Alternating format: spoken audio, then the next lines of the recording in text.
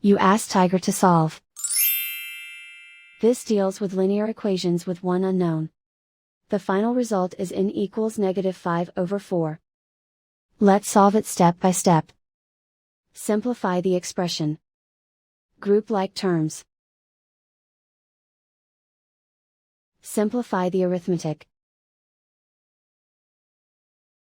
Group all constants on the right side of the equation. Add 5 to both sides.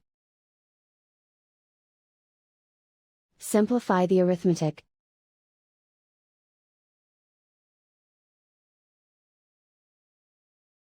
Isolate the n. Divide both sides by -4. Cancel out the negatives. Simplify the fraction. Move the negative sign from the denominator to the numerator. And so the final result is n equals -5/4.